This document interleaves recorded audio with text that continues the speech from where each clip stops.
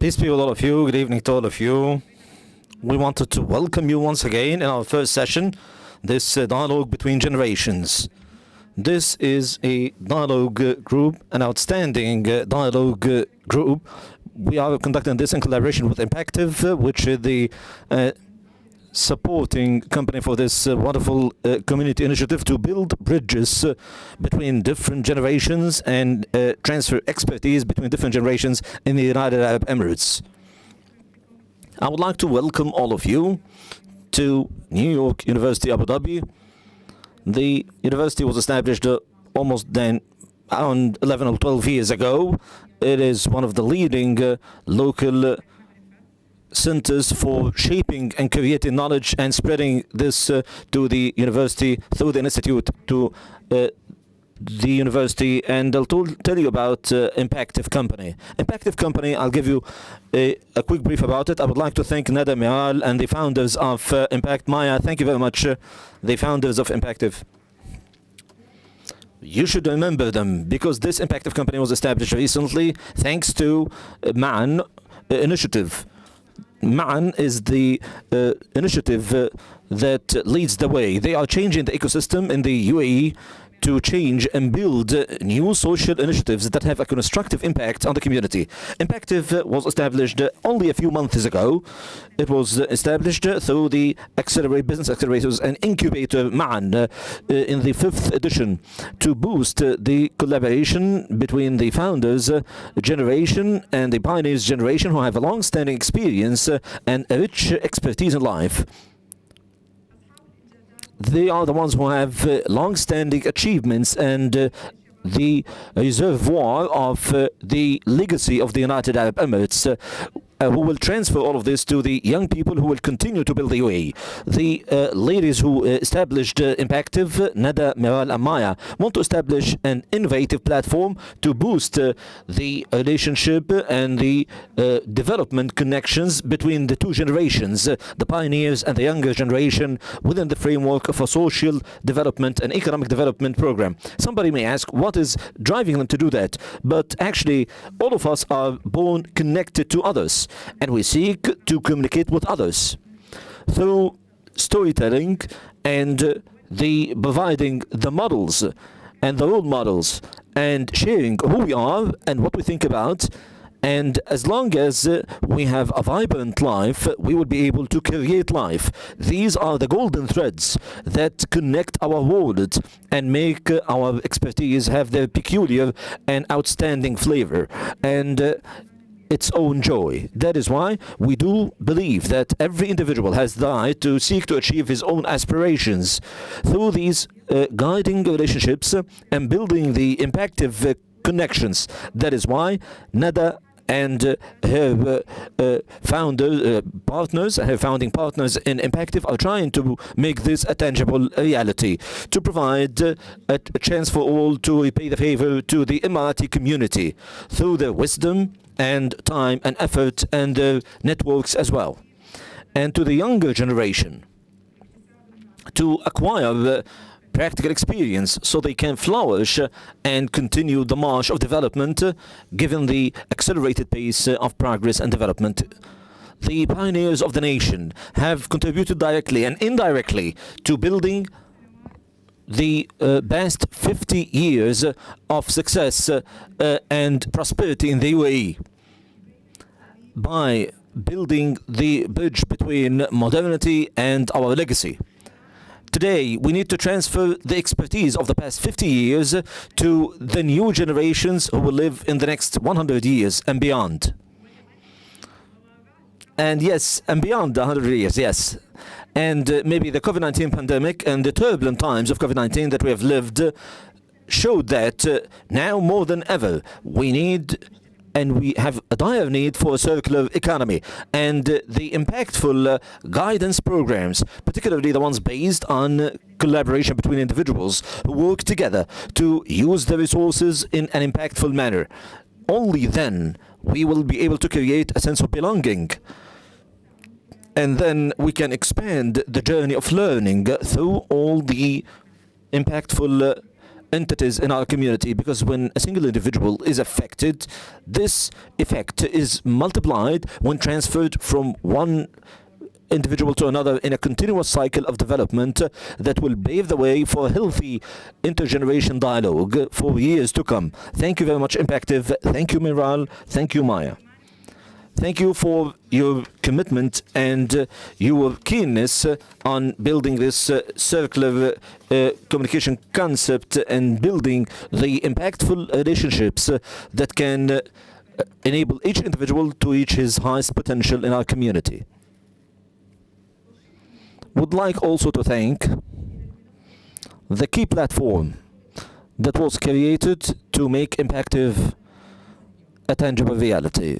I would like to thank معا the Authority for Social Contribution معا. The Authority for Social Contribution معا was established in February 2019 by the Department of Community Development in the Emirate of Abu Dhabi. It works on boosting social communication and boosting the culture of mutual innovation and building a culture of social contribution, and to participate in addressing social priorities in the Emirate of Abu Dhabi. معا brings together the government, private sector and civil society with objectives to support innovative solutions and contribute to the development of strong, active, collaborative and inclusive communities now and in the future.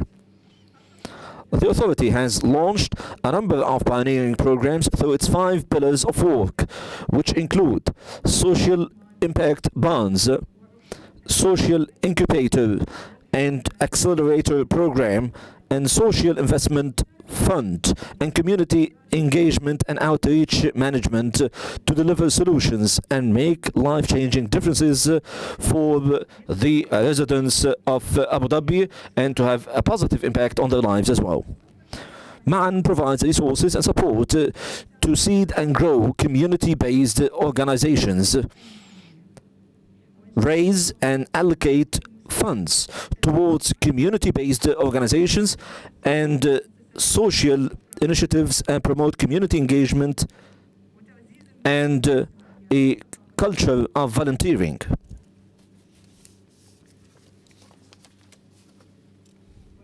Finally, ADNOC. Thank you. ADNOC. ADNOC plays a major role in boosting and development and enhancing the development and progress of the United Arab Emirates since it was established as a leading global company in the field of oil and gas. It was established in the year 1971. Since its establishment, it led to the establishment of a diverse circular economy and building outstanding assets and specialized digitalization in a number of companies.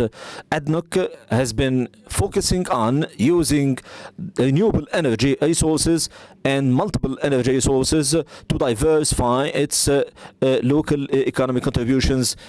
ADNOC contributed to building a diverse circular economy, and this was based on its belief that the country must always continue to evolve, and ADNOC must continue to invest in the future. And this has played a major role in boosting the economy of the UAE and boosting global economy as well.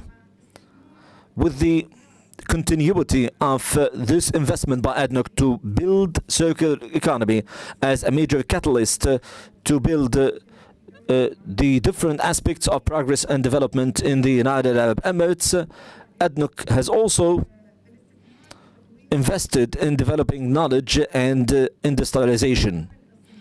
The work of industries. Industrialization is a very important domain, and focusing on industrialization will further propel the march of development in the UAE. ADNOC is committed to limiting its environmental footprint and establishing new assets every single day. One of the ways of doing that is focused on building a knowledge economy, an in-depth knowledge economy, and also building new platforms that use artificial intelligence and machine learning in different sectors and domains.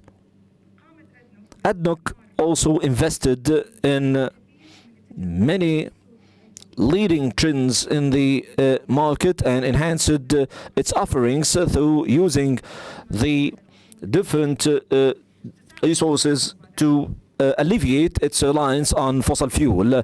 That is why ADNOC is leading the way in boosting circular economy and supporting and achieving the objectives of the UAE to create more than 65,000 jobs in the local economy, and also to create more than 60 billion US dollars, generating more than 60 billion US dollars in terms of local revenues for the local economy. I would like to express our appreciation for ADNOC for its continuous and outstanding collaboration and sponsoring today's event. And I would like to thank Dr. Sultan al-Nasiri,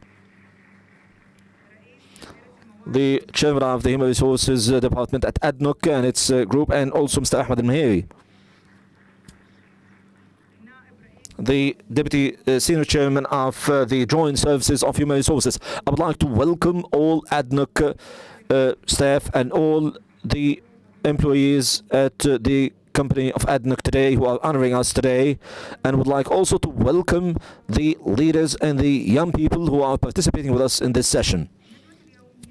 Today's session is one of the initiatives to boost ADNOC Pioneers' efforts in transfer of expertise and benefiting from their expertise in a highly reliable manner and building a highly competitive economy. Now I'd like to let you watch this video, which highlights the initiatives and achievements of ADNOC Pioneers.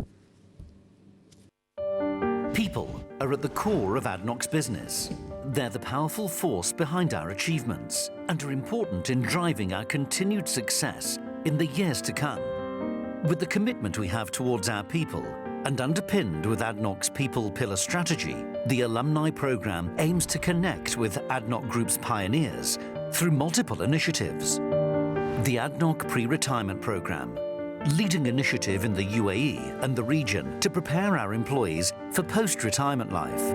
يسعدنا الإعلان عن نجاح برنامج أدنوك للتحضير لمرحلة ما قبل التقاعد، والذي تم تخصيصه للموظفين المقبلين على حياة التقاعد. The Corporate Farewell Gathering, a ceremony in honor of the ADNOC Group retirees to express appreciation and recognition for their contributions. Khebra Program, an initiative where subject matter experts from ADNOC alumni are re-employed as consultants in ADNOC Group to bring knowledge and experience. The program gives different aspects of looking at life, especially after retirement, from planning to execution. The Dialogue of Generation, Hiwar al-Ajyal, knowledge transfer sessions from long-experienced alumni to the younger generation of youth employees. نؤكد حرصنا بالاستثمار في الشباب، وأنه يسعدنا أن نعلن عن نجاح إكمال عدد 13 جلسة حوارية تحت عنوان حوار الأجيال. The Tawassul home visits, heartwarming reunions with the alumni as a gesture of care and connection. The ADNOC Alumni Focus Group Discussion, structured deep dive sessions with the pioneers to discuss the alumni program strategy and potential improvements. We're aiming to establish an ADNOC Group alumni network to maintain strong relationships. Stay tuned. The ADNOC alumni website and mobile app will make a difference in the ADNOC alumni engagement journey.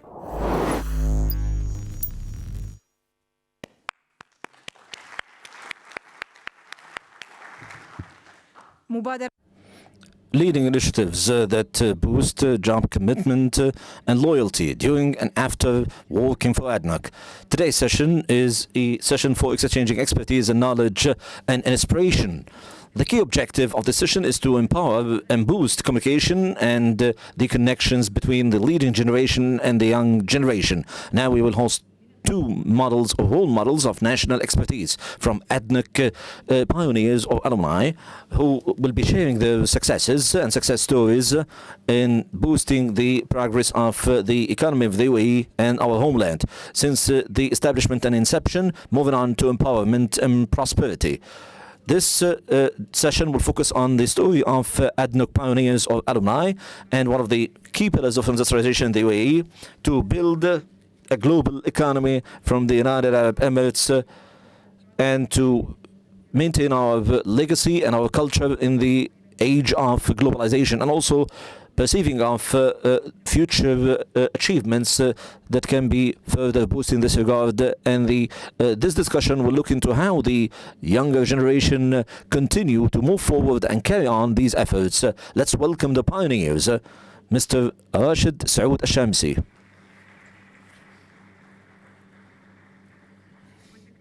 And Dr. Mohamad AlMansoori.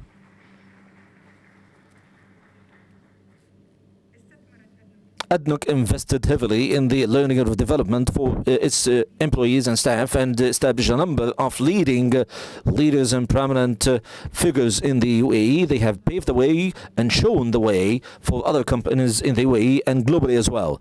Moreover, at international level, they have shown the way of how to lead in the field of boosting human capital and empowering them with outstanding knowledge. It was not an easy mission, and those leaders managed to achieve that at a time when commitment and perseverance were key pillars of confronting challenges for the technical implementation for establishing the infrastructure. Now, in the age of globalization, industrialization, and technological development, where everything is accessible, the concept of project management has changed and shifted compared to what it used to be in the past. However, ADNOC continues to stand out in terms of its continuous pioneering efforts to use technology and continue to maintain its national legacy. Today, it's an honor to moderate this session with two of the leading figures of ADNOC who have shaped ADNOC as a company and have been behind the success of this brand name, and were behind the great successes of ADNOC and its expansion. All of us would like to learn to the achievements that they made as leaders in ADNOC, and also perceive how the younger generation can carry on this legacy. Now let's welcome our guests, Mr. Rashed Saud Shamsi, one of the pioneers of ADNOC, and the head of the former head of the business affairs and a leading figure in this regard. He led the age of the era of contracts since the year 1985. He is a real pioneer and alumni of ADNOC. He started joining ADNOC in the year 1987 in the procurement and projects and local content programs in ADNOC Group, and this led to reshaping the landscape of working in the field of oil and gas and petrochemicals. And the local content program boosted the strategy of diversifying the GDP of the UAE. Over 34 years of his professional life, Mr. Shamsi has been an inspiration for other employees in different companies and groups. He is well known for his integrity, perseverance, and highlighting every potential talent. He has had outstanding achievements in creating new generations of leaders, and particularly with young people, as he assisted them and worked with them side by side to enhance and hone their skills and to develop their leadership skills. Through his professional career, Mr. Shamsi was the chairman of Bouj Liability Company and the chairman of the fertilizers company in a waste, and the head of the petrochemicals and chemicals Jibka company, and the chairman of the main tenders council at ADNOC, and the deputy chairman of ADNOC UAE AIC from Bouj, and the deputy chairman of the UAE Foreign Investors Council, and a member of board member of ADNOC for the treatment of gas, and a member of ADNOC board of areas IG, and a member of the advisory committee for the ADNOC Refining Council, and also a member of the Industrial Council of the UAE, and a member of the TAC company, the TAC Council actually in Abu Dhabi, and a member of the investment group in ADNOC, and a member of ADNOC secondment group, and a member of the Executive Positions Assessment Committee at ADNOC. Mr. Shamsi. Mr. Shamsi has had outstanding efforts in reshaping ADNOC and its groups and management of ADNOC Group. Moreover, Mr. Shamsi led major investment projects in the companies under the group of ADNOC companies, and he has had outstanding experience in the management of ADNOC companies. Under his leadership, Borouge became one of the largest site for petrochemicals globally, with representative sales and marketing offices in 9 countries. Mr. Shamsi participated in a case study for Harvard at Harvard University for the transformation program that took 2 years in ADNOC, and it was one of the key pillars of postgraduate and master's degree program in Harvard University. His outstanding leadership approach is well known for integrity, openness, and empowering others. He appreciates the family of ADNOC and the team spirit by being highly engaged with the ADNOC company. His participation today with the ADNOC Alumni or Pioneers program underscores the leadership skills that he has always had and manifests his charismatic impact as a genuine leader.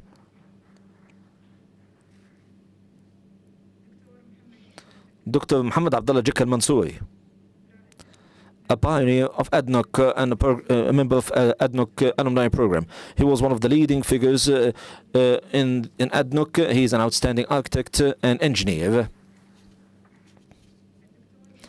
Dr. Mohamad AlMansoori is an outstanding architectural figure who maintained national heritage and identity in the field, in the age and era of smart cities. He started as a director of a department, and in the year 1987, and in the year 2000 he moved to manage the housing programs from the year 2000 until the year 2019. He worked as the deputy engineering department head at ADNOC, and he was responsible for bringing about a positive impact and change in the UAE.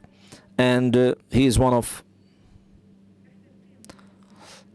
the key missions of Dr. AlMansoori was a deep sense of belief and firm belief in the national responsibility for achieving objectives. With his team, he managed to reshape the brand name of ADNOC and turn ADNOC gas stations from traditional gas stations into model stations and ADNOC Oasis petrol stations. As he provided for UAE nationals and expats a sense of community, and now ADNOC Oasis has become the main point of contact and feeling ADNOC experience in the community. Dr. Mansoori believes that buildings reflect a feeling of interaction between humans and space, and as per Dr. Mansoori, these buildings that we build must be connected, and this will enable us to have an unforgettable experience in the places we go to and grant them a unique flavor, the same way we have a unique flavor for the culture of the United Arab Emirates. In addition to his career, Dr. Mansoori, the founder of Baynuna consultancy company, which is classified as a private consultancy company in the field of architecture since the year 1994. Baynuna company operates in the field of architectural design and supervising different buildings and the establishment of different buildings all over the UAE. Dr. Mansoori's leadership skills have been described as a real role model for his companions and for his colleagues, and he has always been keen on boosting the spirit of working as a team and work together and supervising every single project in a very efficient manner to ensure that everybody is engaged and everybody is on board and willing to contribute positively. Dr. Mansoori was also a member of ISMA, or Emirates Standards Council, and a member of the academic committee of the International Conference about challenges of housing, which was held in Abu Dhabi. He worked on a number of domains, and he focused on preserving national identity and transferring it through architecture. He has a great collection of the permanent documents which keep track of the development of the national identity, and he has more than 200,000 followers at Instagram under Emirates Books account. His mission is to provide an opportunity for the community to explore the exclusive images which show the architectural development of the UAE through its history. Mr. Rashed Shamsi and Dr. Mohamad AlMansoori, please, the floor is yours.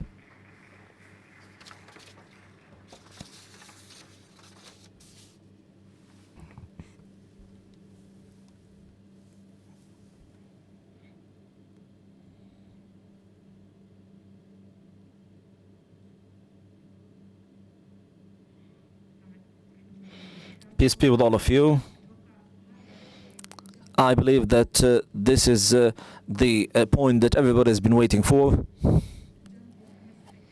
Our audience here is already energized by having you as Emirati experts. We need to ask a very important question. Maybe it's not even listed on your bios. What is the thing that you would really like to share with the audience today that is not listed or mentioned in your bio? And we may give you another challenge. Maybe the close circle around you in ADNOC have never knew of this thing. Tell us something special. First, I would like to thank you, Dr. Hoda, for this wonderful introduction, and I would like to thank ADNOC representing Dr. Sultan and ADNOC alumni and our sister Maryam and our sister Mauj and Ma'an and Impactive and New York University. I would like to thank all of you. Would like to thank ADNOC alumni as well. Yeah, would like to thank each and every single one of them. Thank you for your attendance and your response to this invitation, accepting our invitation. Thank you, Abdul Hamid. In answer to your question, Dr. Hoda, I would like to say, what is the thing that was not mentioned in our bio today? Maybe some people know it and others don't know it. Let me get back to history a little bit. At the beginning of my career, I had great passion for joining the UAE Armed Forces, particularly I wanted to work in aviation, and I wanted to work in this particular domain. And this starts from the 9th grade. I wanted to join the Air Force, the UAE Air Force, but I had a great passion for that. I wanted to join the Air Force of the UAE. However, unfortunately, I could not join the Air Force. My late mother insisted that I should not work in the armed forces under any branch. So for a period of time, I accepted her demand. And I accepted my mother's demand not to join the armed forces, despite the fact that I had an opportunity to do that. This is the first point. The second point that was not mentioned is my passion with architecture, particularly the different aspects of architecture. I'm really passionate about architecture. I studied architecture initially, then I shifted to another specialization, then I graduated. But I still have those two objectives or two aspirations of working in the UAE Armed Forces and aviation. I still have it at the back of my head, and also the issue of architecture. To achieve this objective, joining the UAE Armed Forces, I had the opportunity to join the volunteers draft in 1970, in the year 1990s, actually, in the first Gulf War. I really came first at the level of all UAE Armed Forces officers back then. I topped the list. It was the same. When you have an objective at the back of your head, you continue to pursue it. Although I was an employee when I joined in the 1990s, when I joined the UAE Armed Forces, I achieved the objective that I wanted by coming first at the becoming the second best shooter in the UAE Armed Forces. there were the directives of the late Sheikh Zayed to open the door to volunteers. The second objective, actually, in terms of architecture, praise be to Allah, when I first was recruited, I was recruited in the hydrocarbon manufacturing authority. This department was concerned with all of the oil refineries and gas centers under the hydrocarbon manufacturing authority back then, and I already was engaged in the procurement and contracts department, and then back again I shifted to the architecture domain. Praise be to Allah, when one has a specific passion and you seek to achieve that passion and pursue it, you can pursue it directly or indirectly until the way is clear to achieve your objectives in this regard. Those are the two things that were never mentioned in my bio. Most people don't know how passionate I was about joining the Air Force and aviation and architecture, but architecture runs in my DNA. Thank you, Mr. Rashed. You still have an opportunity to join the Air Force and aviation. Yeah, we still have an opportunity for that. Why not? Maybe I would work as a commercial pilot. Maybe I'll be able to work as a commercial pilot, Why not? For the younger generation, you can join Mr. Rashed and train as a civilian pilot. Why not? Dr. Mohamad, what would you like to share with us? Share with us something that was not mentioned in your bio. Thank you, Dr. Hoda, and I would like to thank ADNOC. And I would like to thank Impactive and Ma'an Initiative. I would like to thank you for hosting me. And I would like to thank you for giving this space for the intergeneration dialogue. I'm very happy that we have ADNOC alumni now and ADNOC pioneers who are really more like mentors for me in the field of work. I cannot even find the words to express my gratitude to them because they were my role models at work. And I hope that one day they will be sitting in my location on this platform to empower the new generation to benefit from their expertise. Today, one of the things that were mentioned today by Mr. Aziz Al-Hadli, he reminded me of a situation that happened in the 1990s. Both of us applied for the position of a teacher at the UAE University.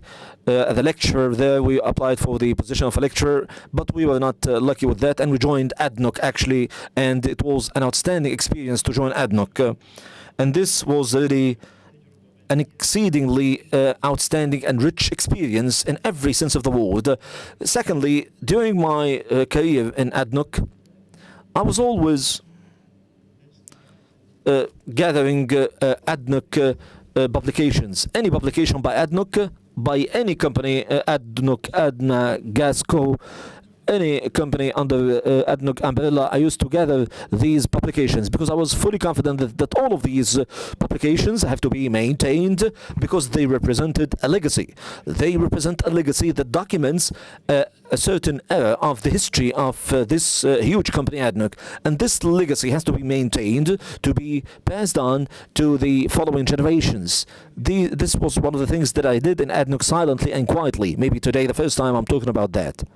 Dr. Mohamad, thank you very much. Thank you for following up on following this passion as a historian. You have this historian perspective, an anthropologist perspective, and you managed to gather all of these documents and all of these publications and pictures that all of us should follow. I encourage all of you to check his account on Instagram, UAE Books, and to take a look at the artifacts and the memories that Dr. Mohamad gathered for us. Dr. Mohamad, how much of them have you put on Instagram, and how much of it is left at home? The amount of Instagram is quite limited, actually. The things 1 week ago I was in the UK and I visited the British Petroleum archive. British Petroleum has had a long-standing presence in the UAE and in Abu Dhabi in particular, and they have documented with pictures the early stages. Yes.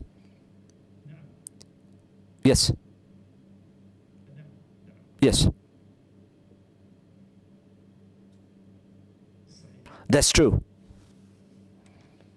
Yes, that's true.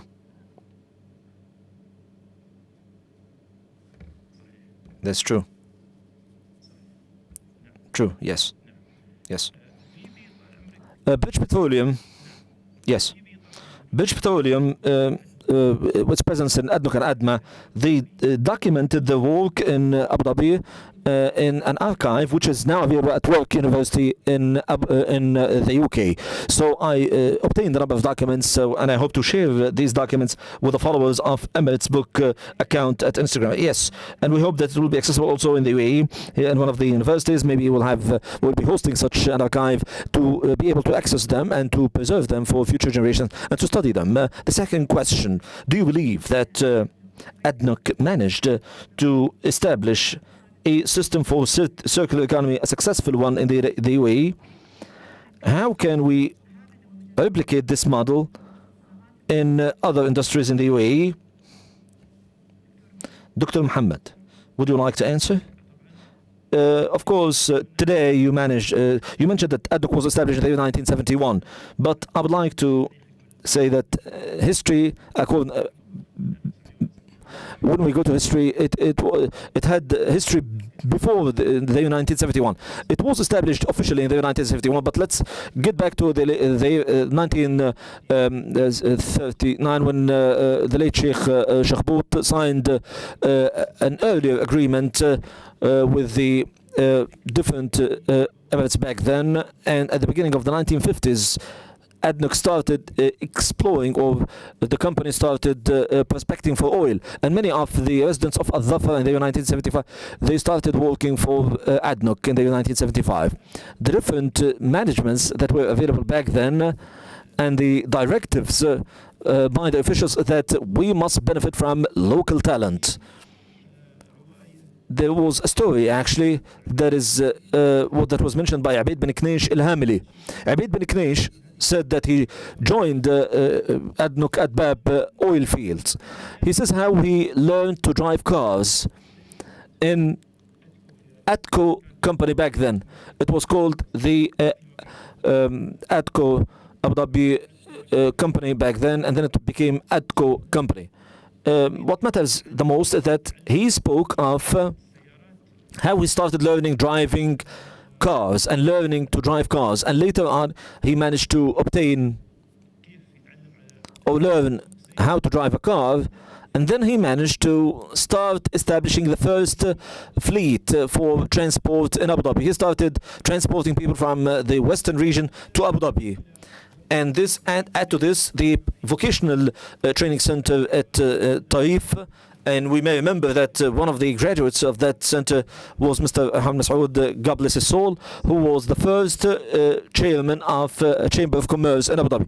ADNOC, with its historic depth, was supporting knowledge from day one, supporting progress, supporting learning and development. And as you kindly pointed out, the start of ADNOC predates the year 1971 and continued after the year 1971, even in the 1960s. Yes, exactly. Yes. Yes.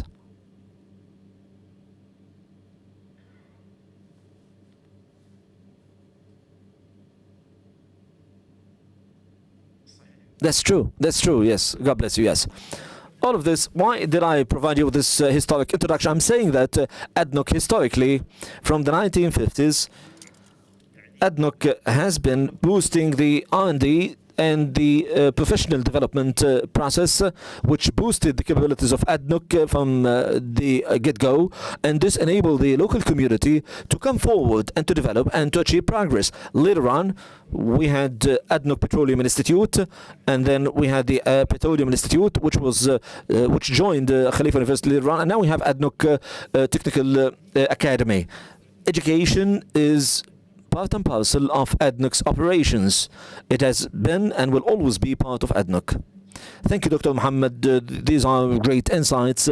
I've not lived that period of history, but I feel that ADNOC history is something that we cannot find in books. It is engraved in your memories and your expertise. And these stories that you know, we hope that we can talk to ADNOC alumni. You need to really write books about these stages of history, and then we can study them. Mr. Rashed, just to add to what Dr. Mohamad said, there's a particular point that had to do with the ADNOC, the role that ADNOC played in circular economy in general. ADNOC always, when it builds a cycle, this adds up to other cycles, the social cycle, the economic cycle, in the industrial and business and services cycle. To achieve ADNOC objectives, we must touch upon all of these cycles in the sense that Airways in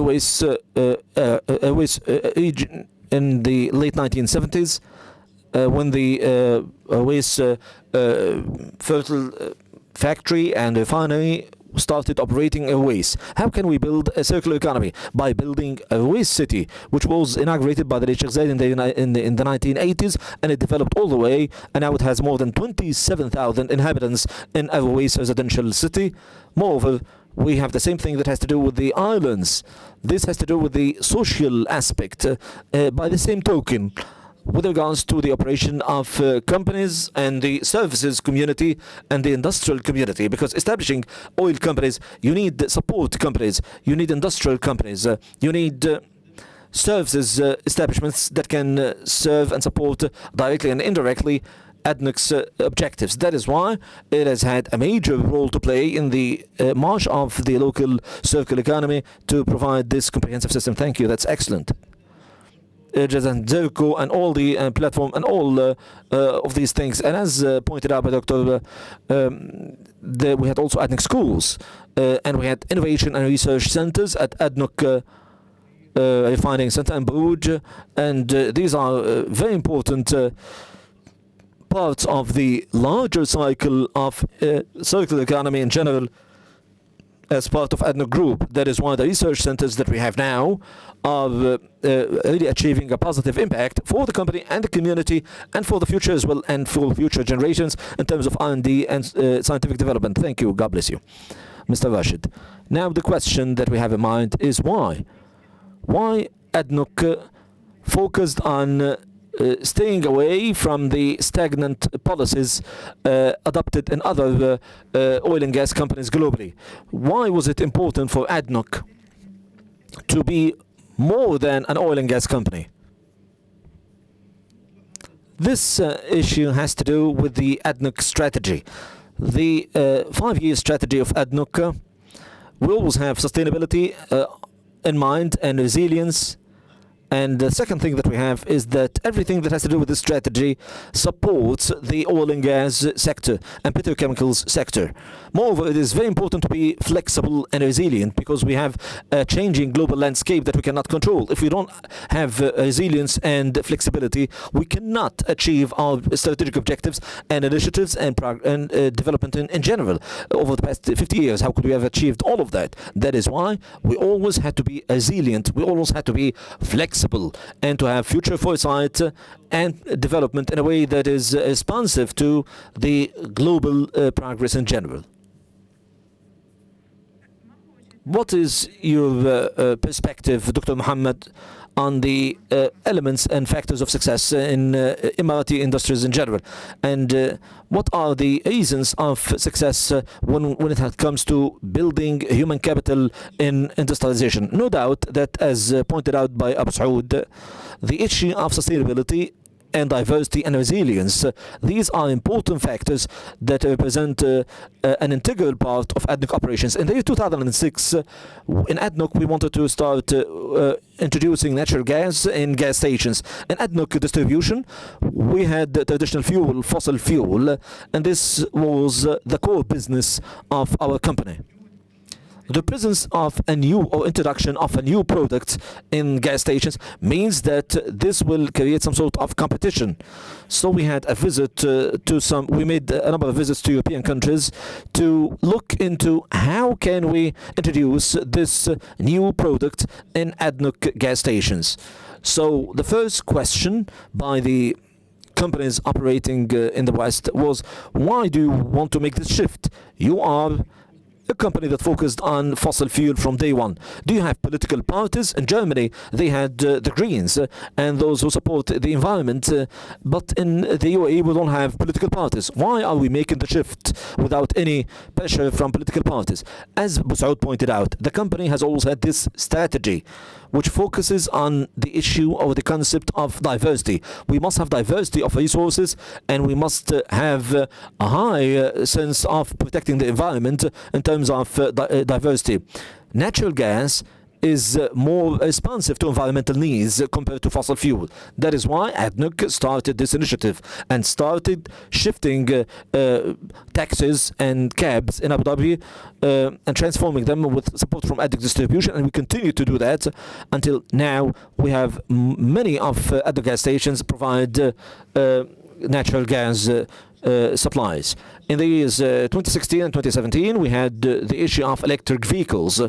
Electric vehicles, another initiative, ADNOC distribution, started proceeding with providing the charging stations for those electric vehicles. Some people consider this a competition against fossil fuel. However, diversity is something that we have always had in mind.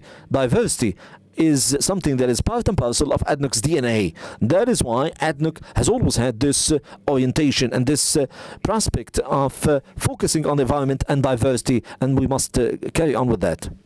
Thank you, Dr. Mohamad. Mr. Rashed, generally speaking, industry must have specific pillars. The pillars have to do with what we need, the aspects of what we need, and future studies, whether near future or distant future. Based on these elements, we determine what type of industry we are able to develop, and the ones that have a positive impact and revenues, because nobody will invest in a project without having proper revenues in terms of the business revenues. That is why we must have key pillars for building an industrial sector, to have a positive and successful industrial sector that would serve a certain segment of the community in all sectors.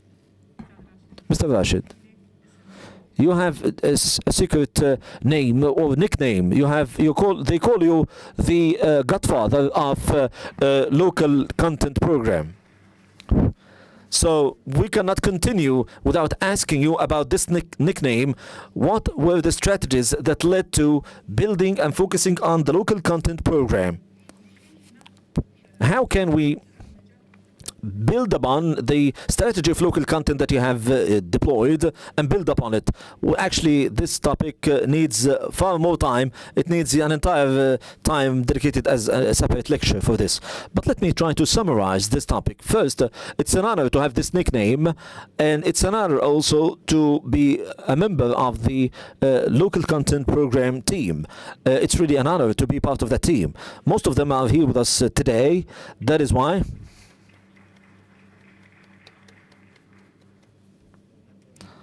the local content program is not something linked to me as Abu Rashed, but it is linked to the economy of the UAE. The objective here is how to try to restore part of the recap part of the investments made by ADNOC, operational and other investments, how to put into or to bring it back to be put into the local economy of the country, and to continue to boost it for the best interest of the economy of the UAE and the UAE as a country as a whole. So we declare this project or this initiative.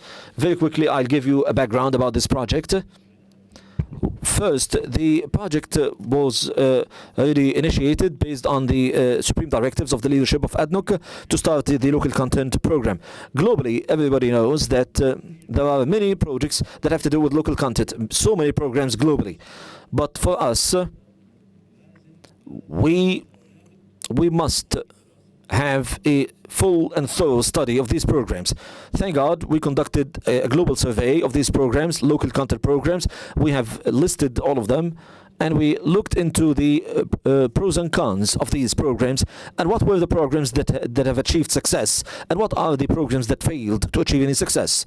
So based on this input and this data, we had a massive number. We had a 600 pages study of these local content programs globally. We've had a key concept of the pros and cons and what were the success and failure factors in those countries. At the same time, the UAE has a special nature. The UAE has many expat workers, and it is an emerging economy in the field of industry, so we had to input all of these factors. We should not put ourselves on the same footing as a developed nation, and if we do that, we will put major objectives that we cannot achieve in many decades to come. That is why we wanted to study the industrial and service capabilities of the UAE, and also what were the criteria or the elements that would enable ADNOC to provide a local content program that would have a positive impact at the level of the UAE. Thank God we conducted a thorough study, and we pinpointed the standards and the mechanisms based on which we can assess the local content. And we launched this program in the year, in November, actually, 2017. We launched the program in 2017 in November, so it would be implemented at the beginning of 2018. Thank God, this is the 4th year of the implementation of this program and this project. It has achieved 116 billion dirhams have been recycled into investments inside the UAE. Without that program, more than 116 billion dirhams would have been used or left the UAE economy. Thank God. Thank God we managed through this program, through the efforts of the work team and the young people. I don't want to mention the names because I may forget some names, but all of them are here with us today. Thank God that this local program for the UAE, it's a national program for the UAE and not for me as an individual. It serves the UAE and the industrial sector and the national companies and the services companies, and it helps all the business and commercial sectors in the UAE in general. That is why today, when we have the ability to recycle or to, let's say, repump this large amount of 116 billion dirhams to keep investing them, reinvest them into the economy, and also recruit 1,500 UAE nationals in the private sector. Those are two key figures. Thank God that this program, which is being implemented at the level of 45 ministries and government departments and 17 national companies. Now, this program is under the management of the Ministry of Industry and Advanced Industries. This program is part of the agenda of the 50 years agenda of the UAE. It has become part of it. Thank you. This is a quick overview. Thank you. Actually, we need to look into those 600 pages study. Dr. Mohamad, where is your archive? We need the 600 pages study. We need to look into them. Actually, this is the truth. I'm not saying this to praise the team that worked on this, but definitely the local content program is a purely national program. It's a national program, and the program has had many positive points. The structure of the program itself makes it a resilient, a flexible one. It's not a fixed one. We rebuilt the equation for this local content program in the 3rd edition now. It has the 3rd edition now. When we started, we were new to the market, but we wanted to listen to the market. What were the things that went right or wrong? We conducted another amendment of the equation. Then the 3rd time, or the 3rd revision of the equation of this program. Mr. Abdulrahman, I think this is the 3rd edition of amendment for this equation of local content. Thank God.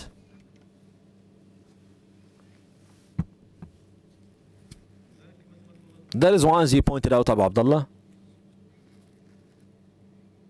the last thing. Yes, Ras Al Khaimah Emirate and Al Fujairah as well.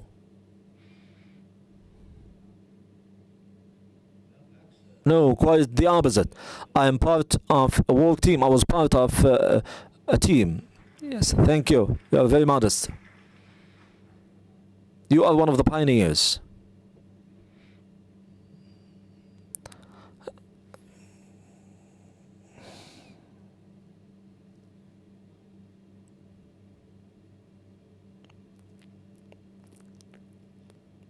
Would like to thank ADNOC for those initiatives. Quite the opposite. You're most welcome. You're most welcome. This is a successful national program, of course. God bless them for the upcoming period as well. May God grant them success. It's part of the strategy of the 50 as well for the UAE. Mr. Rashed, Universities can teach one how to study global economy, but this comprehensive experience that you provide of how we in the UAE can build a global economy starting from the UAE. Thank you very much for ADNOC, and I would like to thank you for your contributions. We have all the factors of success, all the elements of success, whether pragmatic or academic. We just need to combine efforts and launch the idea. Thank God we have great minds. We are not inferior to any other country. We have great minds. We have wonderful young people. We have the ideas and mentality that can boost success. We can achieve further and further successes for the best interest of the UAE. I call you the army of industrialization and the army of economy. 65,000 individuals are part of this economic army and industrial army of the UAE. Dr. Mohamad, we have seen in the short video of the ADNOC alumni, and many things already present an inspiration. What about your comment? How do you comment on ADNOC alumni program? How about this program and how to bridge the gap between generations and boost communication between generations? First, I would like to thank the alumni program for this wonderful initiative. It's an outstanding one, definitely. They managed to bring together ADNOC alumni with the current generation of employees at ADNOC. As you pointed out, Doctor, we have experiences, diverse experiences. We have more than 15 companies under the umbrella of ADNOC Group. So today, this diversity that we see, and the alumni project gathered them. It brought them together to establish channels through which we will have communication between the pioneers generation and the current generation. This is the first point. Secondly, the alumni initiative, at least it introduced a framework for documenting what we have for future generations. Today, Khibra or Experience project pinpointed the sectors which we can benefit from at ADNOC alumni program to once again relaunch it in one of ADNOC companies, because this individual, for instance, with his expertise and his focus on a specific domain or sector, he can be highly beneficial to that sector. We know that in the science of management we have the coaching concept. This coaching concept is present. This is laying the foundation of the coaching concept. So we would build bridges between all the levels of the community in ADNOC family, so we can transfer expertise, because as you pointed out, this is a very critical factor. Yes, of course, if we lose this link between the local content program over the past years, Mr. Rashed said that over the past years you restructured the program 3 times. Yes, definitely. Each time you refine the local content program, you discover certain hurdles. Sorry, Doctor, it's not that we discover these pros and cons. The private sector plays a major role with us. We see things from ADNOC perspective, from our own perspective as investors, for instance, as owners of projects and contracts. But the implementing entity has a different perspective. They have a different take on the project. If we don't have harmony between the private sector and us, we would never be able to achieve this level of success in this program. That is why we must have this connecting link or bridges of communication between the owner of the program and the entity that implements the program and the entity that benefits from the program, because there are things that we may not be able to touch upon or reach. But by engaging the private sector as part of the vision and assessment cycle, this gave us a radically different perspective, and this enabled us to reach the results that we have achieved. We have no limits for collaboration. Yes, definitely with you we have no limits, and this is what Dr. Mohamad said in terms of transfer of expertise. We must have some sort of advisory roles for all ADNOC alumni, not just in ADNOC. We must be even more selfish. You must be present in all industrial, in all industries of the UAE and all industrial sectors of the UAE. You must be advisors to them. The next question is, what, from your perspective, what is the worst time that you had in your life, and what is the best moment of your life in ADNOC? And how important are these moments, the bad ones and the good ones, in terms of shaping the ADNOC mentality, the ADNOC perspective that you have mentioned, Mr. Rashed, in terms of resilience and sustainability, not giving up. Maybe some projects at a certain point of time you may face major hurdles that make you, unable to perceive of a future for this one. But how can you, let's say, even if one of the down moments of your life, how can you move from this down bottom to the better moment?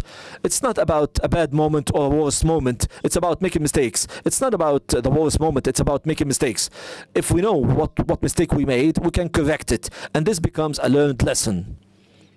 That is why mistakes are transferred later on into a success in an indirect manner, because if you don't make mistakes, you will never learn. And for instance, some people, once they make a mistake, they become frustrated. No. Making mistakes is an incentive for achieving things in a better way and doing things in a radically different manner. That is why I don't say it's not I never describe these mistakes as a failure. No, they are a turning point for something better. And success is always a success for the whole team. If you have a work team that is serious and committed to this work, believe me, you will not just reach a 7 stars level, you will reach a 15 stars level. That is very important. So we have a work team, and as a family, to have a team supervising this, and what type of investment we have in this regard? It is the work team, which is the foundation of success. What is the most important factor that you have in mind to overcome the most difficult moments? This team spirit. Team spirit, this is the most important element. This is for younger generation. Dr. Mohamad, I may speak about challenging moments. I remember now, in June of the year 2012, it was a very hot day at noon time, and there was a decision that ADNOC Distribution would take another company, and ADNOC should acquire a certain company that is working in the same domain of ADNOC Distribution. So to acquire this company, we established teams in the fields of operations, the legal sector, and the financial sector, and the marketing sector, and the environment sector, and the engineering sector. I was representing the engineering sector. But on that hot day, I was asked to be the chairman of the whole team, the head of the whole team. I'm an architect. My entire experience has to do with project management. Now I have a small company of ADNOC, or a miniature size ADNOC. I was very worried about two sectors, the financial sector and the legal sector. Today we will be, or on that day, we were going to acquire a company, and this acquisition process had to be finalized in 2 months. So by the end of August, we were supposed to have finalized the entire process. It was a challenge. I believe this was one of the most difficult moments of my career. I didn't have an option to say no, or to say I would reject this position. I had a direct order, and we have with us Mr. Mohamad. I had to take over. There were no other options. So I had to achieve success in the management of this team.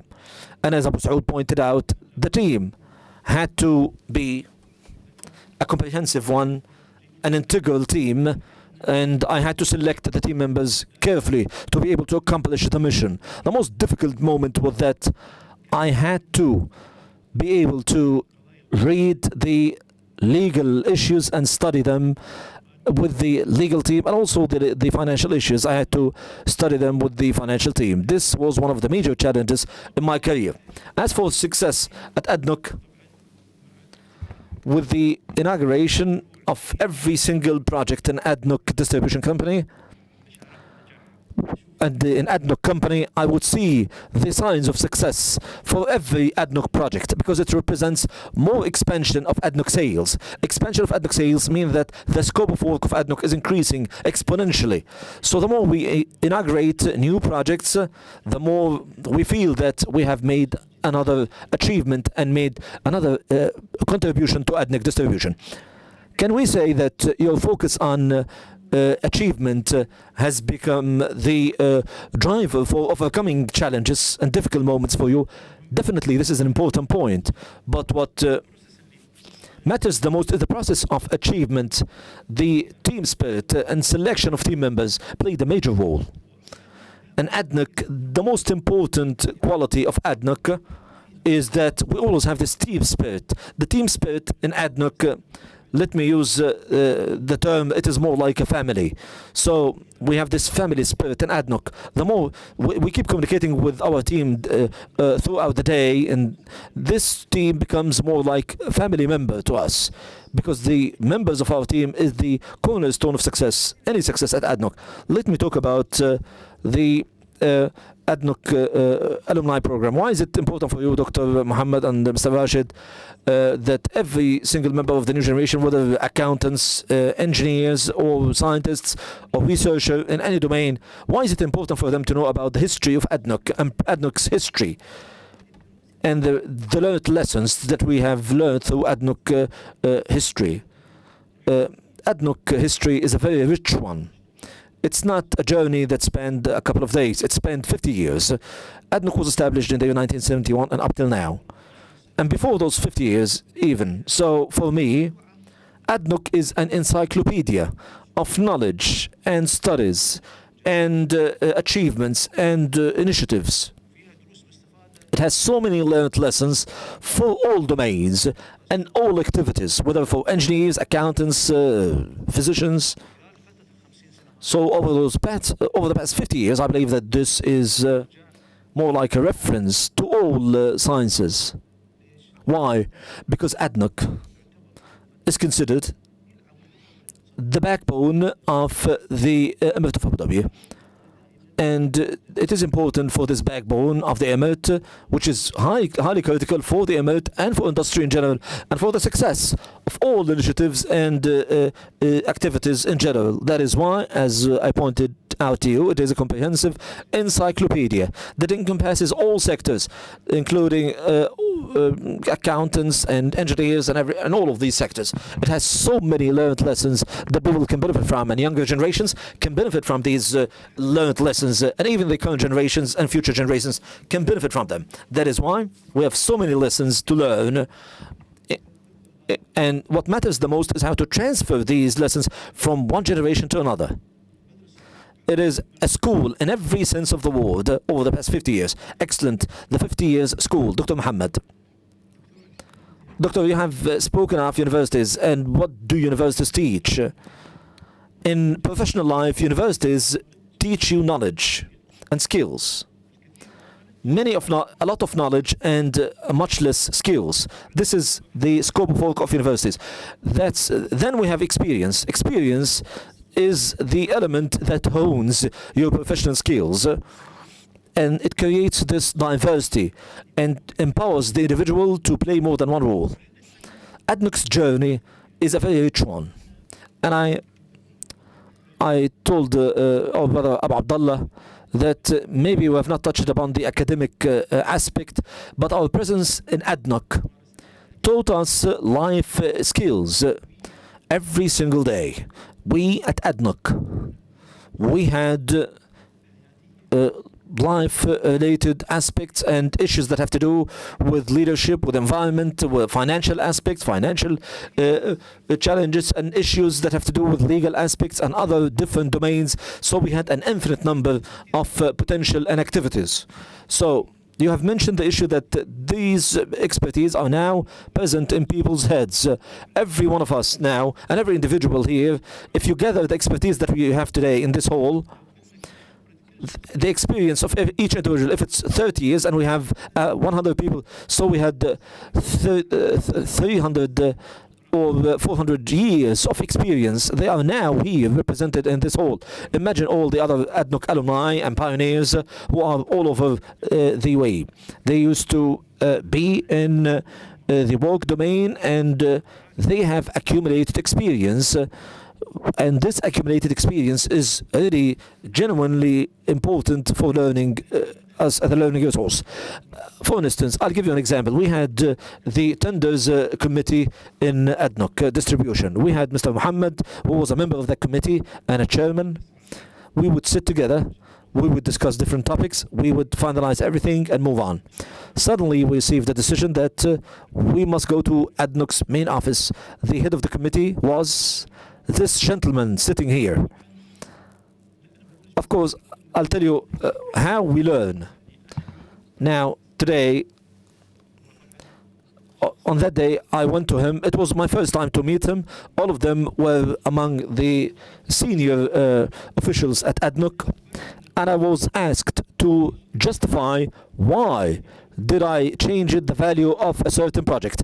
It had a certain cost and the cost was increased. I had to explain to the head of the committee. This was the head of the committee, this gentleman who said that he wanted to be an engineer one day. Actually, after the end of the meeting with him, I wondered. I said, this individual is asking me very specialized engineering and technical questions in my own specialization. I wasn't interested in him. Maybe this is the first time he hears me saying this. I started wondering and asking about the head of the committee, this man, is he an engineer? Because next week I would have to go back to him and to prepare my defense of why I increased the budget. It was a very important question. He was the one asking the most questions. What matters the most in this story is that the diversity of knowledge and the diversity of people's experience in ADNOC was quite unique and genuine. It was very diverse. Mohamad was my direct line manager. He's not an engineer, by the way. But when I go to him, and he starts holding me accountable for something, he asks me very accurate questions as an engineer. Even myself as an engineer, I have to review my own knowledge and my own understanding to answer his questions. So that's why I get back to the issue of ADNOC alumni. ADNOC alumni spent so many years in a very rich environment where they have become the backbone of the economy of the UAE. And this backbone is based on those highly important national experts whom we are calling ADNOC alumni. But I hope that one day those alumni of ADNOC would document their professional career, because they represent really treasures of knowledge of outstanding nature. We look forward to playing our role as universities and establishments to help you document this journey in all possible manners. I hope that, as you pointed out, efforts with ADNOC are never individual. They are joint efforts, and they encompass different sectors in the United Arab Emirates. We may be a little bit selfish. Now we want to rest, but we will not let you rest. We want to benefit from all your expertise in all the different sectors of the UAE. I hope we can see this. Mariam would follow up on this and Dr. in the program, but hopefully this program will grow larger to go beyond the limits of what it has now. This is the most important thing, yes. Only at ADNOC. Yes, only at ADNOC. Now, we have spoken of knowledge economy, knowledge-based economy, and we have reached the final conclusion in this regard. The most important is what Jack Ma said in China. Jack Ma, the founder of Alibaba, we don't know where he is right now, but Jack Ma said, the most important element is not the knowledge-based economy. It is the wisdom that is based on experience economy. An experience-based economy is something that you shape. The post-knowledge-based economy is the experience economy. What are the visions that you would like to share with the people who are building the economy of the UAE today in fields and domains in terms of diversifying the economy of the UAE and industrialization? Now we're talking about the decision of His Highness Sheikh Mohamad bin Rashed to diversify technology industries in the United Arab Emirates and to establish high-tech industries in the UAE and to diversify the economy in general. But based on your experience and your knowledge in ADNOC, what are the most important elements that you believe should be foundations of success and foundations of boosting success in the UAE? I would like Dr. Hoda to say that industry must be based on a genuine industrial base. It's not just about establishing an industrial sector by building a factory or introducing a certain industry. There must be a specific and clear industrial base, in the sense that it must have genuine foundations that are based on supply and demand, the need, the type and specifications of the industry. Thank God the Emirate of the UAE is attractive to industries, in the sense that we have the specifications of the UAE which are very high, of high standards. Secondly, smart industries do not rely on human resources only. So given the input in this regard and the connecting link between the UAE and other countries, this is very important. We must have a clear industrial base, and based on that we can have a starting point for launching your project or your industry to encompass all different types of industries that the UAE needs, or the industries that can focus on exporting products to other countries. Thank God now we have an attractive industrial base in the UAE. We are signing a whole host of agreements of twinning or SEPA or corporate economic partnership agreement, which is very important agreement, because an important part of the project of the 50s that by the year 2022 the UAE must sign these agreements with 8 countries. We have signed such agreements with India, Indonesia, Israel and Turkey, and there are ongoing deliberations for signing such agreements with other countries as well. This is very important, a very important driver for industries, because if we don't have the issue of finding a clear specifications for exiting with any restrictions to reach the global level, to have this pathway to globalization. I was in India, was signing the first agreement of this type at the level of the UAE. Given this agreement, it must achieve in total $100 billion.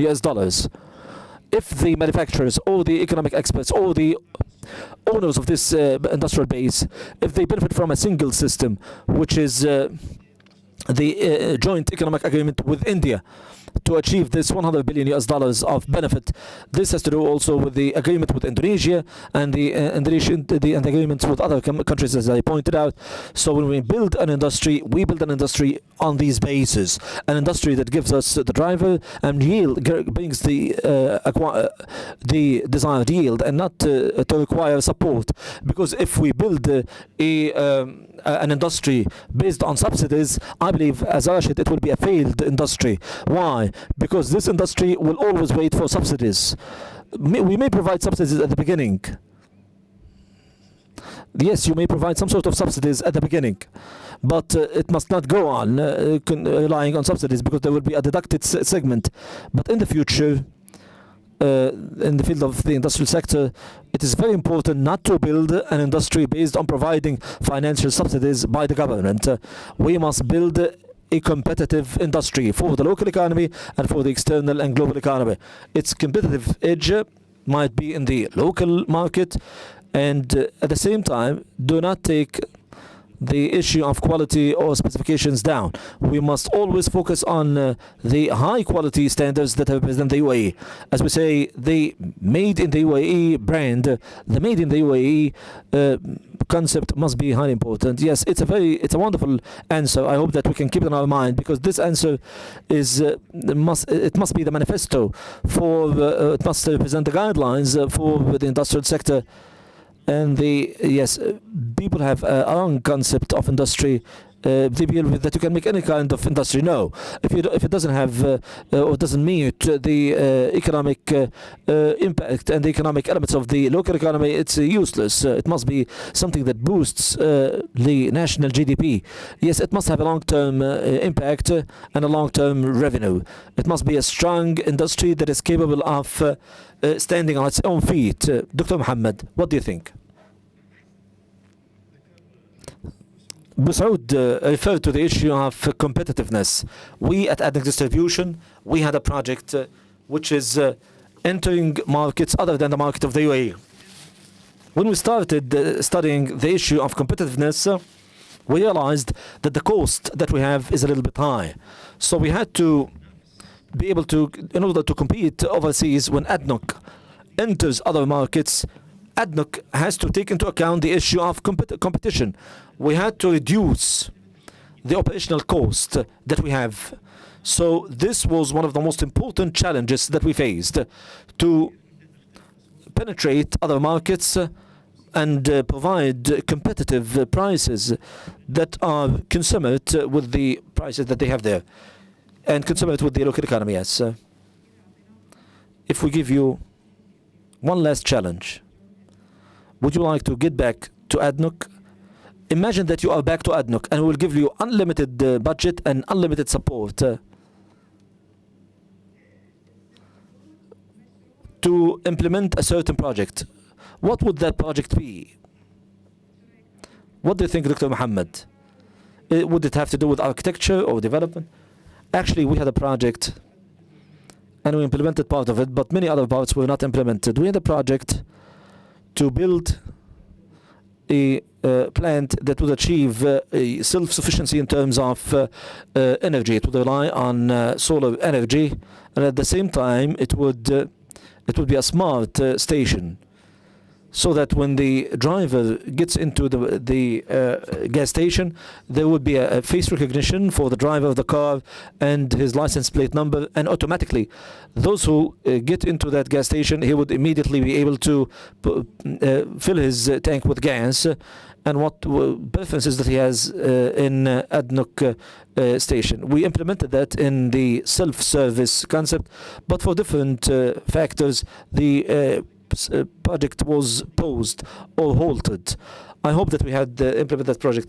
We must implement this project. This is an AI project before the rise of AI. Yes, we must implement this project, really.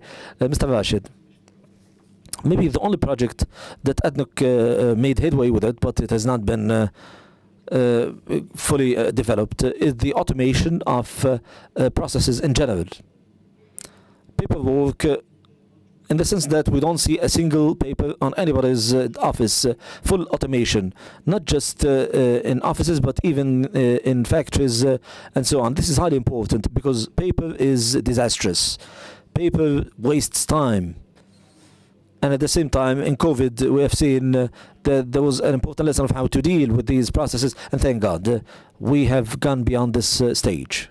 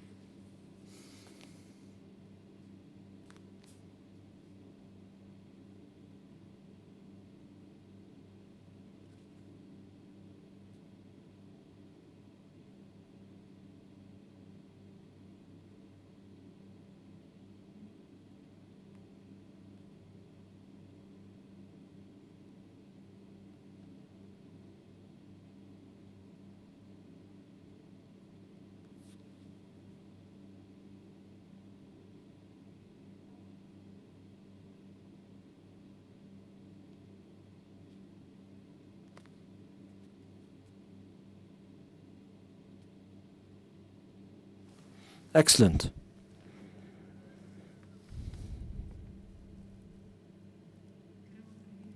You're right, Mr. Abdul Karim, yes. Mr. Abdul Karim, yes. That's true, because the operational power in this case is very different when we have the element of adding the element of technology. I believe one of the studies that were conducted about the World Economic Forum, one of the studies put forward there highlighted that automation of only 30% of sectors in some establishments had a major impact that goes beyond like 10x of the revenues of the company. So we must think of how to implement this.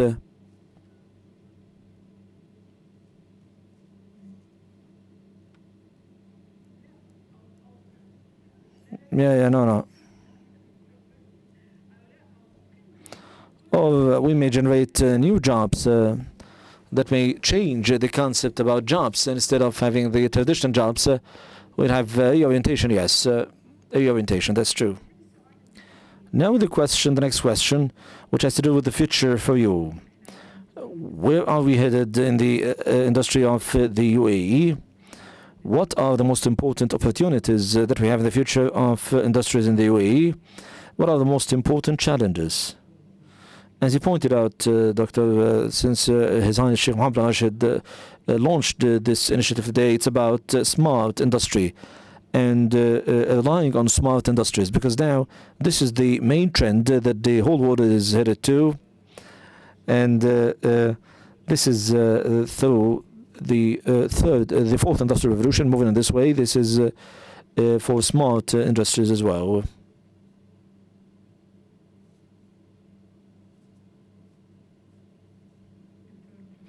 Dr. Mohamad, the technical initiatives are the main pillar for the time being. No matter how far we have in terms of technological development, we must look for all development and the sectors that we have in terms of industrial sectors of logistics and energy and hospitality sectors.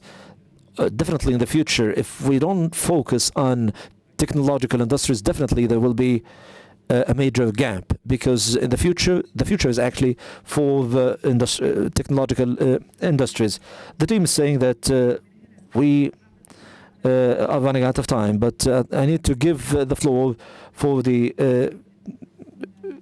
audience here. My last question is, what's the golden advice, the golden piece of advice that you have for the founders generation, Mr. Abdullah generation, and also the younger generation? As for the younger generation, you have to be patient and you have to persevere. Young people do not really have that much patience these days. They want to achieve success very swiftly and quickly. I'm talking about the oil and gas sector. If you don't have patience to go up the ladder one step after another, if you don't have the patience, you may jump for a while, but then you will fall, and you will fall strongly flat. So my advice to young people is to move step by step to be able to achieve progress firmly. So when you go up the ladder, you achieve progress in a firm manner. This is very important. Patience and perseverance. You want to achieve things quickly. Yes, in social media and technology, you can achieve speed. But in the field of work, there we've had so many people who had U-turn in their careers. They make a quick decision, they leave, after 1 or 2 years, they quit. And then they go back or try to go back. They are wasting their lives and wasting their time. If you don't have a stable base and able to achieve one step after another with patience and perseverance, you must have a rational objective and not emotional ones. At the same time, you need to have work-life balance. Your life and your family and your work, we were more work-oriented, and in time we did not give families the time that they needed, but this is a learned lesson. Thank you. You've been given a great deal of advice. What's your piece of advice to the alumni generation, and the most important element is that they share the advice with the new generation? Thank you. God bless you. Dr. Mohamad, yes, 20 years ago, when I obtained my PhD, I was selected to attend a workshop. The title of the workshop was not really attractive for me. I have a PhD and I would go to attend a workshop. I took it very lightly, but the workshop was in Jordan. So I said, this is a good opportunity to visit Jordan. So at the beginning of the workshop, an old man attracted my attention. He was an old man and his hands were shaking. An old man who attended that workshop. After the end of the first session of the workshop, I went to check who that old man was. He was one of the pioneers of modernity and planning in the Arab world. In my PhD, actually I quoted his work and I quoted his books. So I used to say to that doctor, why are you coming to attend this workshop? He said, my son, no matter how old I am, I must continue to learn. I must continue to learn. I say to any individual, continuous learning is one of the key pillars and it's one of the main assets, just like gold and land as financial assets. Continuous learning is one of the professional and individual assets that have to go on and continue, no matter how far you go in life. Now we have, retired and so on, but continuous development and continuous learning and continuous training is a key pillar of one's life and profession in general. Thank you, Dr. Mohamad. I believe this is a piece of advice that is suitable for both the older generation and the younger one as well. It's 2 in 1.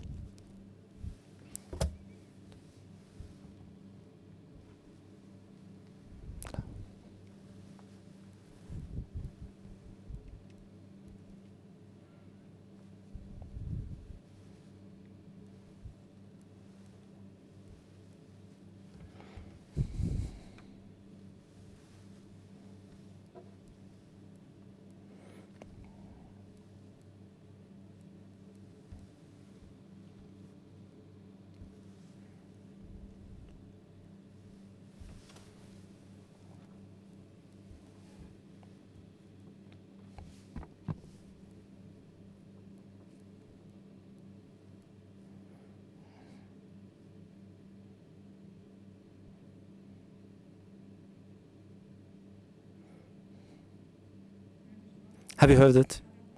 Mr. Abdul Karim is volunteering to make you one of the most important, most successful people in the field of industry, and hopefully you will shape new industries and you will reach the global domain. Mr. Abdul Karim is here.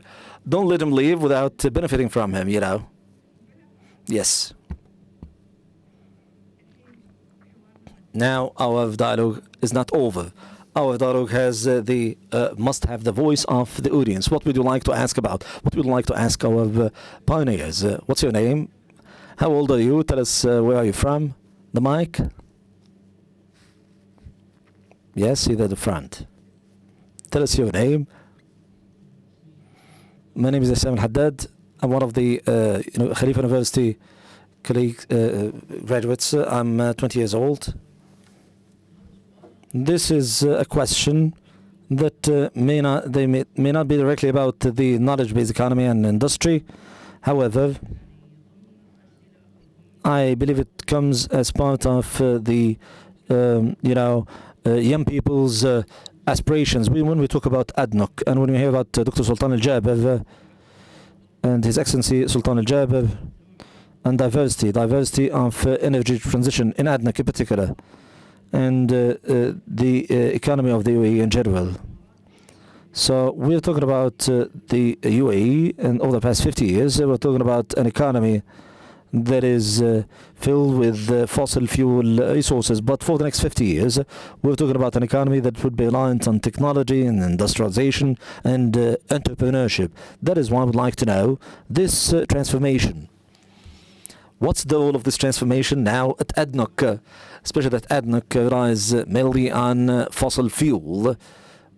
How about sustainability in ADNOC? This is in brief what I want to say. It's a wonderful question. Thank you. I believe that if I can answer, as we said at the beginning, ADNOC's policy always has to do with resilience and sustainability and all the changes of life in each sector. That is why we always have the study and restudy, and over the past 50 years things were different. Now the industrial development in oil and gas is different compared to what we had in the past. ADNOC must be able to cope with these changes. Otherwise, we'll get back to the same question, Doctor. How competitive is ADNOC in terms of comparing itself to other oil companies globally? We must adapt to the international trend. Will it follow the same trend that we used to have 50 years ago, or will it shift to turning a new leaf and keeping with the world? There's climate change, there's the issue of how to implement future projects and the type of project that we have and the need for projects. Is it something that has to do with different approaches? Thank you for the question. Have I answered your question, or you still? Let's take one last question. Sorry. Let's receive more questions. Yeah, we'll take one more question. We'll take another question from the audience. tell me your name and how old you are. You can tell, yes. Tell me your name. You don't have to tell me how old you are. Yeah, no worries. I won't tell you how old I am. My name is Nisra Al-Ateba. I am the head of communication for the local content program in ADNOC.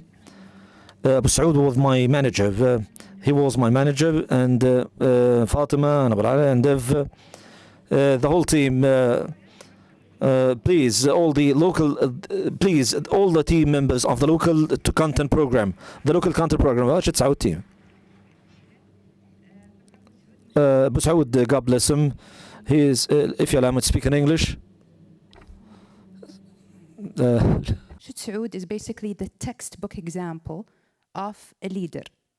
He's the person you teach how should a business leader be. He's the person who actually took a lot of us. We're a lot of young talent here. Myself, Muna, Ali, we're all below 35. That's what I can say. And he, and he actually took us by hand and gave us leadership initiatives, leadership roles, and he trusted us. So my question to you, Abu Saud, and you can answer in English or Arabic as you like. What made you give trust to people, and how did you pick up people with good character? Because I know you trust people with good character. How can you tell this employee has a good character, he has ambition, he has effort, and he is someone I can trust? Thank you. Okay. سؤال رائع. It's a wonderful question, but let me try to answer it in a different manner. If an individual has a sense of commitment, whether he knows or not, knowledge, you can acquire knowledge, you will learn, but if you don't have the commitment or the discipline or the sense of commitment, if this individual does not have a sense of commitment, this sense of commitment is highly critical. All committed individuals try to deliver the message and achieve the mission. But those who don't have this sense of commitment and this sense of initiative to be a committed and disciplined individual, if that individual is not committed, it is impossible to make him succeed, even if you put a huge amount of knowledge in his head. But if the individual has a sense of commitment and is ready to be a positive member of the team, or a positive team member, in this case, the leader must give him an opportunity to prove himself. So maybe at the same time, he might have limited knowledge or so, or skill, but you need to be able to build his skills and boost him and to lift him up. If he doesn't know, you teach him and so on. And at the same time, you give him this perspective. But if you don't have any sense of commitment to work, this, for me, is something, an element that is highly important to success. Commitment and discipline in the field of work. As I said previously, knowledge is something that you can acquire. If you know, people can learn, people can acquire knowledge, and people can, remember Abdullah. In the 2016, 2017, we would work from the early morning, and for me, I would work until 12 a.m. in the evening. Nobody forced me to do that, but we had objectives to achieve. Over the 4 years, Abdullah knows this, we were really not doing our families justice by working from 9 a.m. until 9 p.m. our entire day. How much time? We did not give much time for family, but we had an objective. We had a clear objective, how to reach these corporate objectives by using a very serious team, and to have a team that is equally serious and empowerment. But knowledge is something that you can acquire, particularly for young people. So young people, knowledge does not represent a hurdle for them. You will have, you'll be able to easily acquire knowledge, and this is the objective of boosting commitment and having a serious commitment, and how to create an environment that would be highly attractive for them to be highly productive, to give them the area where we can work, and to give him all the work opportunities, and based on that you can give him directives and enable them to reach the desired objective. This, I believe I have answered your question, Reem. Thank you, Abu Saud, thank you very much. Now we'll take one last question from the audience. So, Mr. Rashed, we have come for them today, particularly students. And peace be with you. Please tell us your name and which entity you're for. Peace be with all of you. My name is Mohamad. I'm a senior analyst at work policies at ADNOC Gas Company. Please allow me to thank you. I had a question that had to do with the diversity of the UAE economy, and you have already posed the question and answered it. But being present today, at the beginning, I would like to thank you very much for these joint efforts by the Authority for Social Contribution, NYUAD, ADNOC, student universities. I would like to thank Ms. Mariam in particular, the alumni manager. Actually, we have been lucky to be present here, because what we learn here today, in terms of your perspective and the efforts that you have exerted over all of these years, I got goosebumps really when I heard you. I really cannot find the words to express my feelings, but generally, we learn things that we cannot learn in books.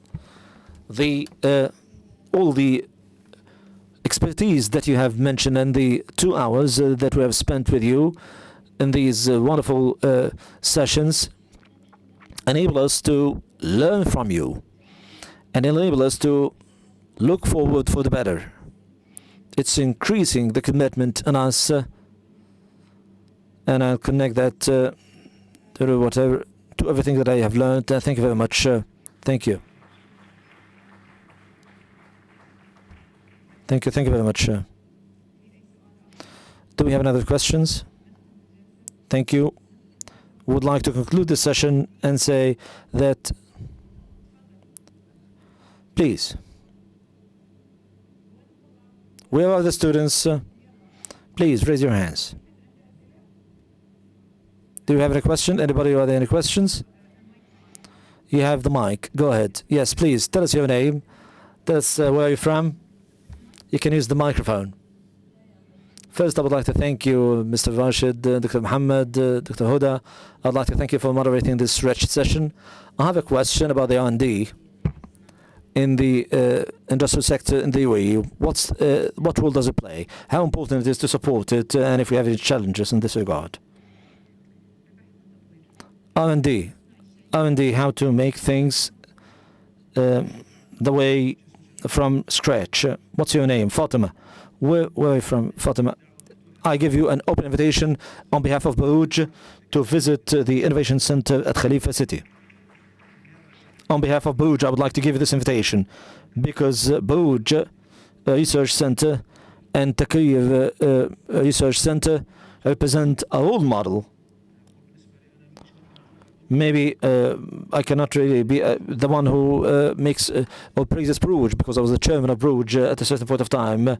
A role model for supporting industries. Abdullah would like to add to this, because it was established mainly for industries, whether the industries for the research center or Barouj in Khalifa City.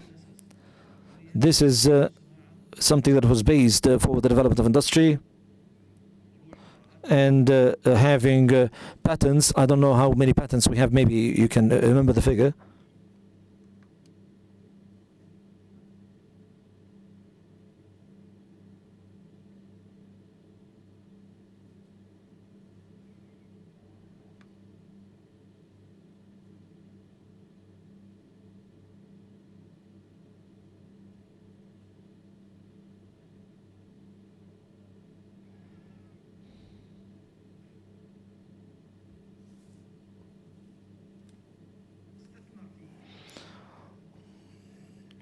Investment in this human capital and how to lead future generations.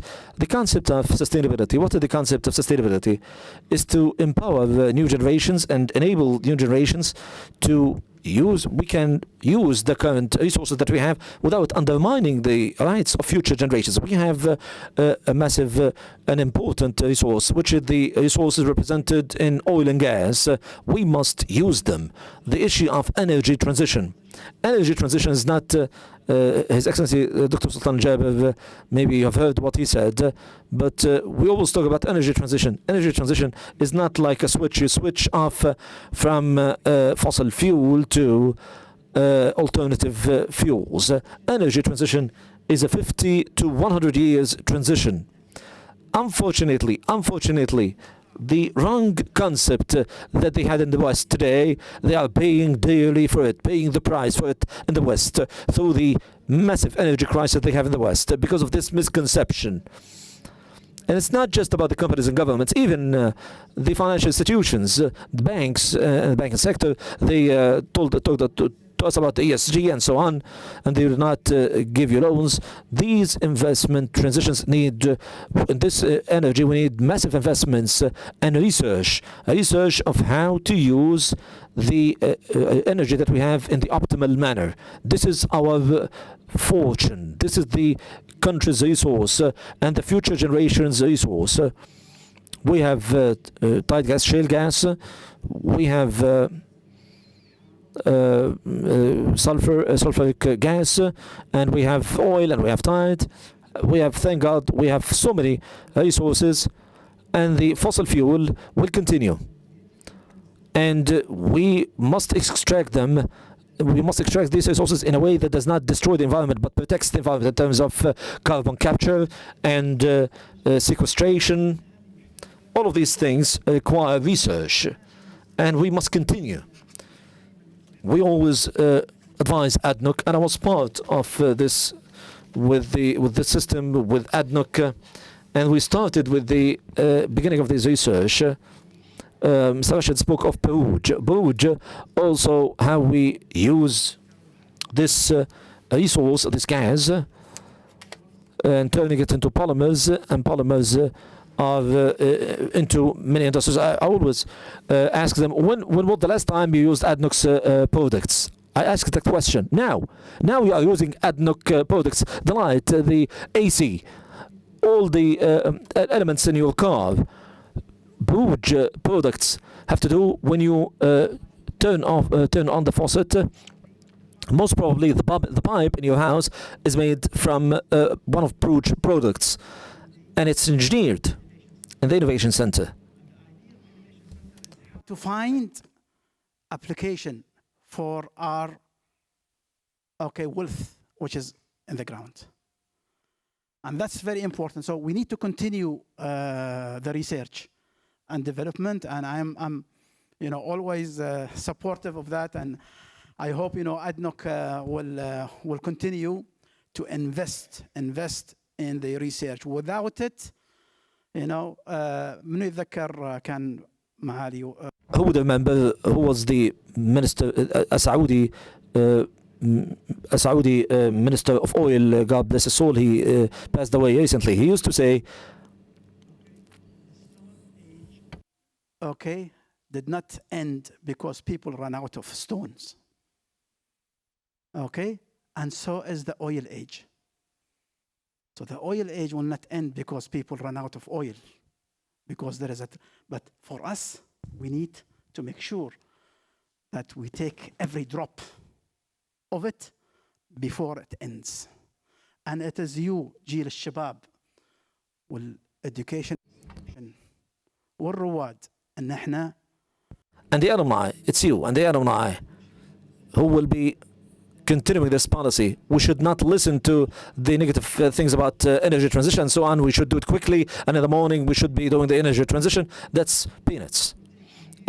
It will take years to do, and we need to continue investment. You ask a question, why ADNOC is investing? We need to invest. The companies that did not invest today, they are suffering. And you see the suffering of these companies in the West. We see how the West is suffering in terms of energy. I hope I answered your question. Somebody wanted to ask a question over there, I think. ناخذ سؤال. Let's take another question. We still have another invitation now, Sister Fatima. What's your name? Fatima. Yeah, just want to pause for a while. Actually, your visit to the two centers, I'm talking about ADNOC Research Center, which is under the umbrella of Peruge Company. and Takir company, we really tip our hat to them, in the sense that they are conducting real research, not just useless research. They are conducting genuine research, and they have registered some patents. The record said 750. Yes, 750 patents. This was the estimation in 2020. By 2020, they wanted to reach 750 patents.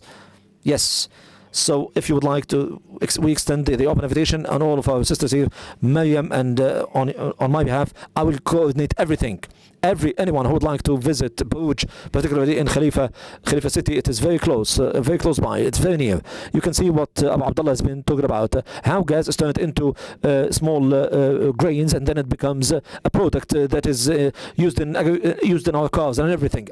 Everything in our life is associated with indirect petrochemical polypropylene and polypropylene, how they are transformed into products that are used in cars and in all objects in our daily lives.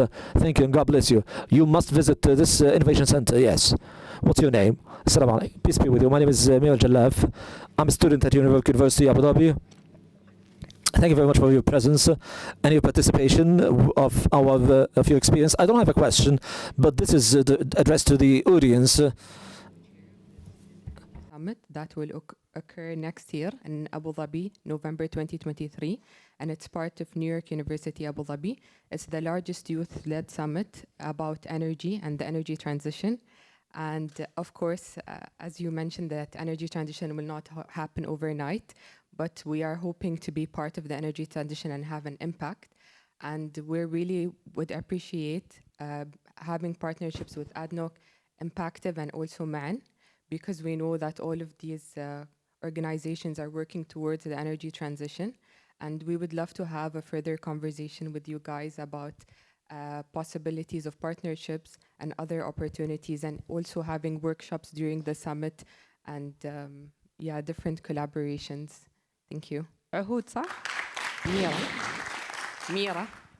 Mira. I would advise you to coordinate with Nada from Impactive, you know her, and with Maryam Al-Hosani, and she's gonna drive the coordination for you, and to make it easier for you to just reach out to the pool of amazing رواد. طبعا عندك direct pool. Of course, you have a direct pool, and they are very directly to talk to you. But I believe that it's good to coordinate sometimes. So Nada is around, and Maryam is around, and we're super proud of you as well. Thank you. A lot of other students at A lot of other كم عددهم؟ How many of the others you're talking about? We're 15 now. Inshallah, we're hoping to expand. And we're also very excited to be going to ADIPEC then at the end of the month. You created it? Yes.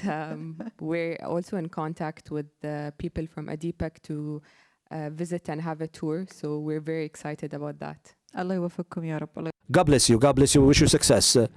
Yes. We have another question. Someone from the back. Yes. Someone sitting in the last row. Please. The team saying that this is the last question. The team is saying this is the last question we take. Because, yes, let's take collective questions and then we answer them collectively, if you don't mind. 1, 2, 3, 4. Goodness. Okay, let's start. Peace be with the one who's Mohamad. I'm a student at ADNOC schools. And I want to say that I really want to be one of ADNOC alumni in the future. And I would like to thank all of you. Thank you very much. Thank you. Thank you. Do you have any question? No. No. Thank you. Thank you. Who is with us? Mr. What's your name? What's your question? Peace be with you. My name is Abdullah. I'm a student at New York University. I study computer science and economy. Thank you. First and foremost, I would like to thank you for this wonderful dialogue and sharing your experience with us, Dr. Rashed and Dr. Mohamad. Thank you. Thank you. God bless you for sharing your knowledge with us. Thank you for being with us today. My question is, of course, we have spoken of energy and how to use energy in ADNOC. However, what I want to ask really about is, now that we have energy and we're using it, how will this help us to achieve progress, particularly in terms of the technology sector? Because I cannot say that the UAE is one of the most advanced technology country in the world, or most advanced in the field of technology, but we can achieve further progress. What's the plan? especially for the younger generation. How will that plan help us achieve technological progress? Thank you.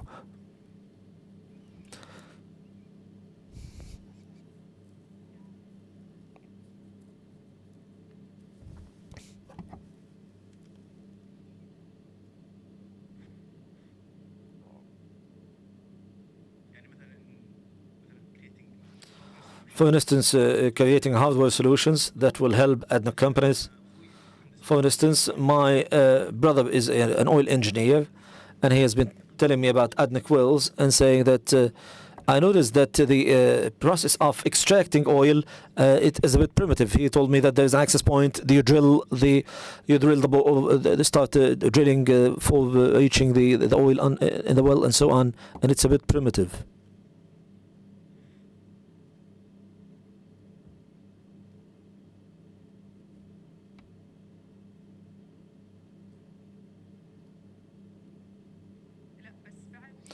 No, but I just wanted to answer the question.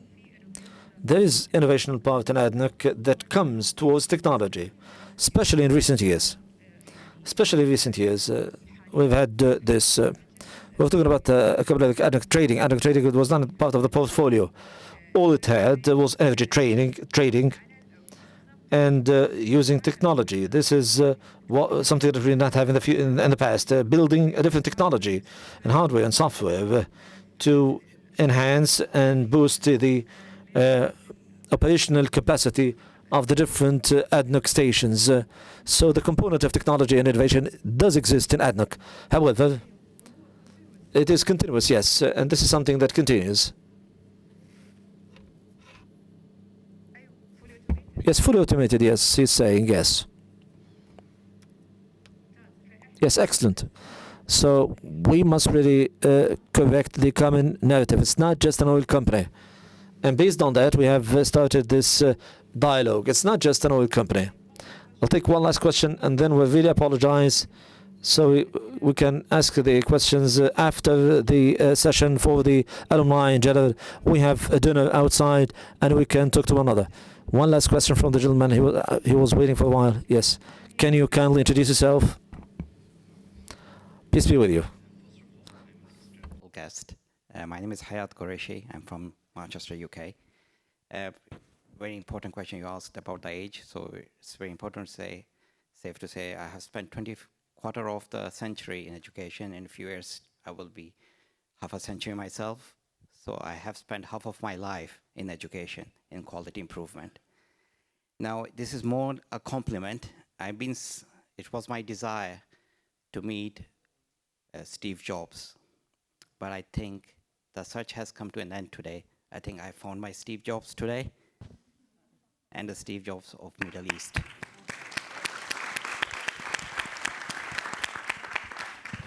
أتوقع إحنا وصلنا. I believe we've reached a level we can say that ADNOC does not just diversify the economy or lead to added local content, but ADNOC is preparing leaders whom we cannot find in other industries, leaders whom we should be proud of, and we should be proud of them in real life and industries. And I encourage students to learn from the leaders that we have in ADNOC. I would like to thank the members of ADNOC alumni with us, and the panelists, Mr. Shamsi and Dr. AlMansoori, and the audience from all over the world, and those who are watching us, and the students with us, Impactive, for creating pathways. You have really created for us, really and honestly, it's a nostalgia journey that you have created for us. Unfortunately, we've run out of time, and we must conclude our discussion together. And ADNOC and Ma'an and ADNOC alumni, thank you very much for the wonderful talents that we have the way. Last but not least, the Institute of New York University Abu Dhabi and the wonderful team of New York University in the back. Thank you. Amna, Nahid, Antoine, thank you very much for leading the way, leading the team, and the technical team in the back. Thank you very much. Thank you. We wish you a wonderful evening, and we'll continue the discussion later on, and the legacy of ADNOC will continue to live on.